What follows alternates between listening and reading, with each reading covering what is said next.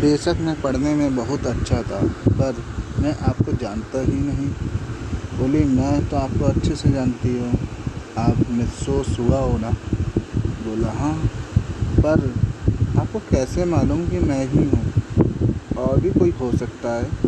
बोली, नहीं, मैं तुम्हारे बारे में सब कुछ जानती हूँ। तुम ऐसा क्या हादसा हुआ था, क्या हुआ, सब कुछ जानती हूँ मैं। बोला मिस्सू, अच्छा ठीक है, मैं तो अपने बारे में बहुत कुछ भूल चुका हूँ। बोली, हाँ, तुम बहुत कुछ भूल गए हो, पर हम नहीं भूले, और हमें मालूम है तुम कौन हो और तुम्हारे पास क्या है क्या नहीं।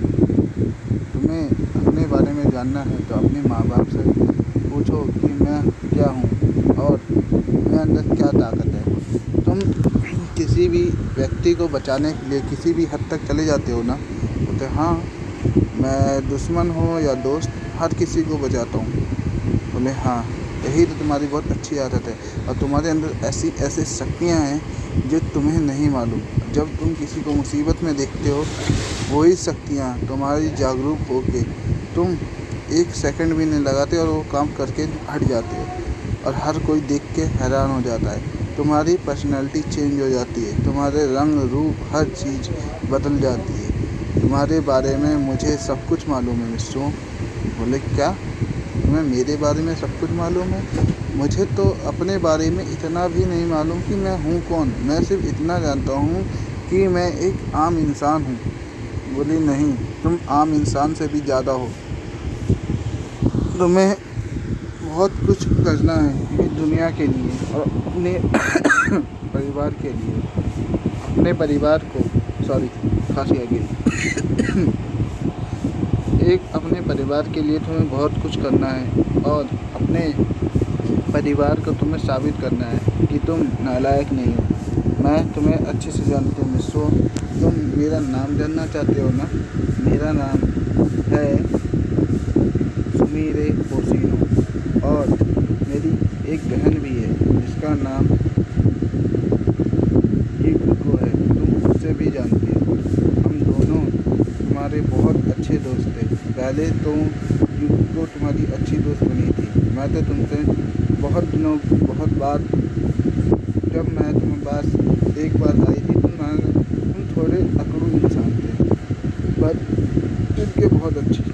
जब मेरे मुसीबत में देखे, तुमने मेरी मदद की। जब मैं तुमसे लड़ती झगड़ती हर चीज़ करती थी, मैंने तुम्हें इतना तक कह दिया है, तुम्हें मेरी परवाह क्यों है?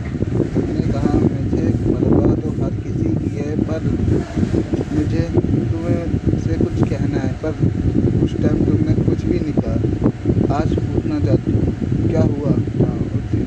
उन्हें मुझे नहीं मालूम। मुझसे बोला, मुझे कुछ भी नहीं मालूम कि तुम हो कौन। बोली, एक बार अपने पापा से पूछ लेना कि सुमीरे कौन है, और तुम्हें मालूम है सब कुछ, पर तुम झूठ बोल रहे हो। बोला, नहीं यार, मुझे कुछ भी नहीं मालूम, बस मुझे इतना मालूम है मेरे साथ एक बहुत बड़ा हादसा हो गया था।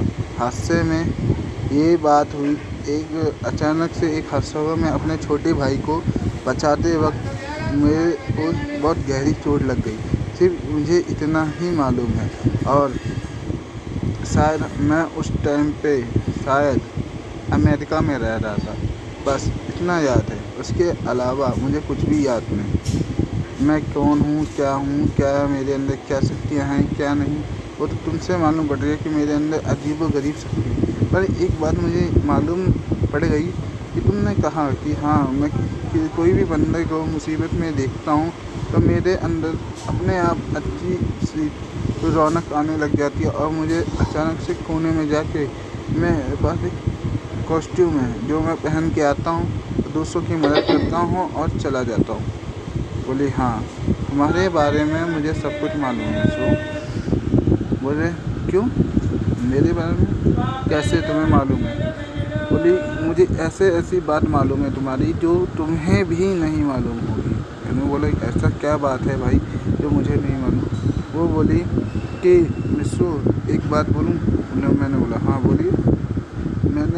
उसने कहा कि मिस्सू, तुम दिल के कितने अच्छे हो यार। तुम अपने अपने दुश्मनों की भी क्यों मदद कर देते? मैंने बोला वो भी तो एक इंसान ही है, बेशक मुझसे लड़ता है, झगड़ता है, हर कुछ करता है, और बहुतों ने तो मुझे जान से मारने की भी कोशिश की है, पर मैं तो किसी का बुरा नहीं चाहता ना। मेरे को बुरा चाहने की ज़रूरत ही नहीं, ऊपर वाले ने ऐसा कुछ क्या दिया है मेरे अंदर कि मैं दूसरों की मदद करता रहता हूँ। और जो बुरे इंसान होते हैं वो भी कभी ना कभी मेरी बहुत मदद कर जाते हैं। बोले हाँ, ये बात तो तुम्हारी ठीक है मिस्रो, तुम बहुत अच्छे हो, दिल के बहुत साफ इंसान हो, और तुम्हारे जैसा इंसान इस जगह मिलना मुश्किल नहीं, नामुमकिन है। मिस्रो बोला हाँ, ये बात तो ठीक बोली, पर मैं अपनी बढ़ाई तो नहीं कहूँगा, पर इतना ज़रूर करूँगा कि मैं दूसरों की मदद करने में कभी पीछे नहीं हटता। मुझे दूसरों की मदद करने में बहुत खुशी होती है, चाहे वो बुरा कितना भी हो। मुझे अच्छा लगता है कि उसके बारे में अच्छा सोचना, अच्छा करना। एक बार तो मेरे को एक बंदा मिला था, बहुत बुरा था, उसे खाने की बहुत दिक्कत थी, और उसने बोला भाई मुझे खाना दो। मैंने बोला यार चल ठीक है, मैं तुझे खाना खिला देता हूँ। एक होटल में लेके गया, उसे 5 स्टार होटल में शायद था, मेरे पास इतना पैसा नहीं था, पर उसे मैंने खिलाया। फिर मैंने बोला भाई तुम जाओ, मैं अपना पेमेंट करके आ जाऊँगा। तो मेरे पास ज़्यादा नहीं है, 2000 रुपये थे, मैंने 2000 रुपये दिया। बोले नहीं सर 2000 रुपये नहीं हुए, आपके हुए 4 से 5000 रुपये। मैंने बोला सर 2000 ही हैं मेरे पास, 3000 रुपये मैं कल तक ला के दूँगा। बोले नहीं, आपको काम करना होगा। मैंने बोला ठीक है सर, आप बोल दीजिए जो काम करना है। तो मैंने उधर के कुछ वेटर्स के कुछ जॉब किए, उन्हें उनके जो वेटर्स के जॉब करते करते मेरे को बहुत टिप मिली, और टिप मिलते मिलते मुझे बहुत कुछ मिला। बहुतों ने बहुत कुछ दिया, क्योंकि मैं बात करने में बहुत शौक थी, हर किसी को बहुत प्यार से बात करने वाला बन गया। और जितने भी वेटर थे वो भी हैरान हो गए कि ये पहला आया है बंदा कि इतने प्यार से हर बंदे से बात कर रहा है, कोई अकड़ भी रहा है तब भी उससे भी प्यार से बात कर रहा है, और फिर कुछ देर बाद वो बंदा भी शांत हो जा रहा है। बोले हाँ तुम्हारे अंदर बहुत अच्छी कला है। बोले मेरे अंदर बहुत अच्छी कला है? मेरे अंदर क्या कला है मुझे खुद को नहीं मालूम। मिस्रो बोलता है कि मुझे तो खुद को नहीं मालूम मैं क्या हूँ क्या नहीं। बोली हाँ, तुम बहुत ऐसे इंसान हो जो दूसरों की मदद करने के लिए कभी पीछे नहीं हटते। मैंने बोला हाँ ये तो बात ठीक है, पर उसके बाद एक बार मेरे साथ एक हादसा हुआ था, जिस टाइम में मैं बेहोश हो गया था। जिस आदमी को मैंने बुरा समझा था उसी ने आके मेरी मदद की, एक ऐसी मदद की कि मैं हैरान हो गया कि ये। वो बोला कि यार ये तो वही लड़का है जिसने मेरी बहुत मदद की थी, इसके साथ ये क्या हो गया। उस टाइम मैं शायद किसी चीज़ से दबा हुआ था, और वो आदमी वहाँ से जा रहा था, तो उसने मुझे बचा लिया, और उस टाइम मैं बेहोश हो गया था। पता नहीं कैसे मेरे अंदर अजीब सा हुआ, और मैं वहाँ बेहोश हो गया, और मेरे ऊपर एक नहीं 7-8 सीमेंट की बोरियाँ तीसरी मंजिल से मेरे ऊपर गिर गई, और मैं बेहोश था। उस टाइम पे किसी ने मुझ पर ध्यान नहीं दिया, और वो बंदा जा रहा था, उसने ध्यान दे दिया कि एक बंदे का हाथ बाहर निकला हुआ है। तो उसने सारे वर्करों को बुलाया और बोला कि ये देखो तुम्हारे वजह से कोई बंदा बेहोश हो गया है। सारे वर्कर डर गए और बोले सॉरी सर, हमें नहीं मालूम था ये सब कैसे गिरा। बोले अब कुछ भी हो जाए इस बंदे को बाहर तो निकालो। तो सारे वर्करों ने जब उसमें से हटाया तो मेरे ऊपर मिट्टी लगी हुई थी, धूल मिट्टी लगी थी, इसलिए उस बंदे ने पहचान नहीं पाया। और जब मेरा मुंह उसने साफ़ किया कपड़े से अपने, तो देखा कि ये तो वही लड़का है जिसने मुझे उस दिन खाना खिलाया था। उसने कहा चलो इसे जल्दी से जल्दी हॉस्पिटल लेके जाओ।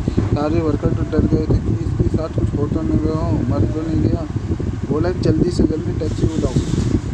बोला ठीक है सर, मैं अभी 1 मिनट में बुलाता हूँ। और टैक्सी वाला वहीं से जा रहा था, टैक्सी में बोला, फिर टैक्सी वाला बोला कि मैं नहीं ले जाऊँगा, ये तो मर जाएगा, आप भी मेरे ऊपर आ जाएगा कि नहीं। बोला कि तुम चल रहे हो नहीं चल रहे, मैं बताऊँगी मैं कौन हूँ, चलो जल्दी। बोला ठीक है सर मैं चलता हूँ। जब वो अस्पताल लेके गया, अस्पताल में मेरा एडमिट करवाया, और फिर अचानक से उसके मेरे जेब में एक चीज़ थी जिससे उसने देखा कि मेरा नाम क्या है। तो वो बोला अरे यार ये लड़का तो बहुत अच्छा है, इसका घर परिवार बहुत अच्छा है, मतलब ये बहुत अमीर घर का लड़का लग रहा है। इसके घर वाले को कॉल करना पड़ेगा। और जब इसमें उस नंबर से मेरे घर पे कॉल किया, बोले हाँ, उस टाइम वो मेरे पुराने वाले घर पे फ़ोन गया और बोले कि हेलो कौन, कि आप मिस्टर सुआ के पेरेंट्स बोल रहे हैं? बोले नहीं, हम उनके रिलेटिव बोल रहे हैं। बोलिए क्या हुआ? कि बोले कि मिस्टर सुआ के साथ हादसा हो गया। और वो डायरेक्ट कॉल जाके अमेरिका में लगा, और अमेरिका वाले घर पे कोई नहीं, मेरे जो सर्वेंट थे वो थे। और जब बोले हैं मैडम तो अभी हाँ ठीक है, हम अभी उनको भेजते हैं, उनके पेरेंट्स को मैं भेजते हैं, ठीक है। आप कहाँ, कौन से हॉस्पिटल में? बोले कि मैं जेम्स हॉस्पिटल में हूँ। ये टोक्यो का नंबर 1 हॉस्पिटल है, जापान का नंबर 1 हॉस्पिटल है, मैं इसमें हूँ। अच्छा ठीक है सर, आपका नाम? बोले मेरा नाम जानने कुछ और नहीं, उसको आके बचा लो, वो बहुत ज़िंदगी और मौत के बीच में लड़ रहा है शायद, मेरे हिसाब से। पर ऐसा कुछ भी नहीं था, मिस्टर से बेहोश हुआ था, और वो बेहोश होने के कारण 1-2 दिन उसके अंदर कमज़ोरी सी आ गई थी। वो शायद कुछ खाया नहीं था, उसने बहुत काम किया था और उसे कुछ भी नहीं मालूम कि मैंने क्या क्या किया, और वो उसी कारण में बेहोश हो गया। और उसके अंदर ऐसी ताकतें थीं जो उसे रिपेयर कर रही थी, अंदर से ही बहुत मजबूत से मजबूत बना रही थी। और वो रात भर अचानक से गायब हो जाता, जिसको इसकी माँ को भी नहीं मालूम पड़ता, सिर्फ इसके पिता को मालूम था कि भाई इसके अंदर एक ताकत है, जो ताकत इसको अपने आप ही लेके जाती है, इसको ऐसी ऐसी ट्रेनिंग करवाती है, जो ट्रेनिंग इसको बहुत ज़रूरी है। और इतनी ट्रेनिंग करने के बावजूद मिस्सो उससे ज़्यादा थक जाता है। मिस्सो के बारे में उसके पेरेंट्स को ज़्यादा कुछ नहीं, सिर्फ उसके पिता को मालूम था, उसकी माम का सिर्फ इतना मालूम था कि मिस्सो के अंदर थोड़ी ऐसी ताकत है, वो अनोखी ताकतें हैं, इस चीज़ को वो किसी भी धातुओं में परिवर्तित कर सकता है। और ऐसी धातुओं को निर्माण करना कोई आसान सा क्रिया है नहीं, तो इसकी विल पावर भी शायद लगती होगी, सिर्फ उसकी माँ ये सोची। पर मिस्सो के डैड को सब कुछ मालूम होने के बावजूद मिस्सो के डैड बोले ठीक है भगवान, आप शांत रहो, अब जो होना है वो होके रहेगा, मुझे मालूम है मिस्सो क्या है और कैसी ताकत है उसके अंदर। मिस्सो की मॉम हैरान थी कि मिस्सो के डैड क्या कह रहे हैं, मुझे सब कुछ मालूम है कि मिस्सो है क्या चीज़, मिस्सो की ताकत क्या है, मिस्सो है कौन, मुझे ये भी मालूम पड़ गया मिस्सो के बारे में। जब भगवान हमारा कोई औलाद नहीं हो रहा था, हम गए थे ना, कहाँ हम गए थे, जब इंडिया में हमको बोला गया था कि तुम्हारा कोई औलाद नहीं होगा, हम पूरी इंडिया से बाहर मतलब पूरे वर्ल्ड में हर जगह घूम ली, पर एक बंदे ने बोला कि मेरा भी कोई पुत्र नहीं हो रहा था। तो मैं जाके इंडिया में गया, एक साधु महाराज से मिला हिमालय में, उन्होंने बोला कि हाँ तुम्हारा एक पुत्र ज़रूर होगा। तो उन्होंने बोला और मेरा एक पुत्र भी हुआ, तुम्हें बताया तो था? बोले हाँ, ये बात तो तुमने बहुत पहले बताई थी मुझे, जब हम इसको हुआ नहीं था। बोले हाँ, अभी तो उसी टाइम की बात बता रहा हूँ, इसरो के बारे में। इसरो के बारे में जब हमें कुछ भी नहीं मालूम, मैं तुम्हें लेके गया था अपने बाबा के पास, तो बाबा ने मुझे बहुत देर डांटा था, ये बेवकूफ़ लड़के। क्या हुआ? मैंने बोला उन बाबा से, बोला बाबा क्या हुआ? बेवकूफ़ लड़के, तुमने अपनी बीवी को इस मुश्किल हालात से कैसे लेके आए, वो प्रेग्नेंट है। बोले क्या बात कर रहे हैं बाबा, हमने तो भर के लिए चेकअप करवा के आए, पर इनके घर में तो कुछ भी नहीं था। बोले नहीं, इनके घर में एक लड़का है और वो बहुत शक्तिशाली लड़का है, जिसके कारण तुम्हारी बीवी को कुछ भी नहीं हुआ, नहीं तो अब तक तो इसको ऐसा हो जाती है, अधमरी सी हो जाती। इतनी अच्छी ट्रैवलिंग कर ली, बहुत अच्छी बात है, मुझे लगता है ये ट्रैवलिंग बहुत पहले से करती थी। हाँ बाबा, मैं बहुत पहले करती थी, पर जब से इनसे शादी हुई है, जब से मैं ट्रैवलिंग बहुत ही कम करती हूँ। हाँ, जब से तुम्हारी ट्रैवलिंग इसके साथ शादी हुई है, मुझे मालूम है ये कौन है, ये लड़के, ये आदमी बहुत अच्छा इंसान है, तुम भी बहुत अच्छी लड़की औरत हो। जब ये मिस्सो के डैड है, तुम्हारा नाम क्या है? मिस्सो? बोले नहीं, मेरा नाम नहीं है मिस्सो। बोले बाबा, तुम्हारे बेटे का नाम होगा जो मिस्सो सुआ, उसका नाम मिस्सो सुआ रखना, ठीक है। मिस्सो के डैड बोले आपको मेरे बारे में क्या मालूम? बोले मुझे इतना मालूम है कि तुम अपने बारे में भूल जाओगे, पर तुमने जितनी स्ट्रगल किया है कि तुमने इतनी अपनी इतनी बड़ी बड़ी कंपनियां खड़ी की है, सब मुझे मालूम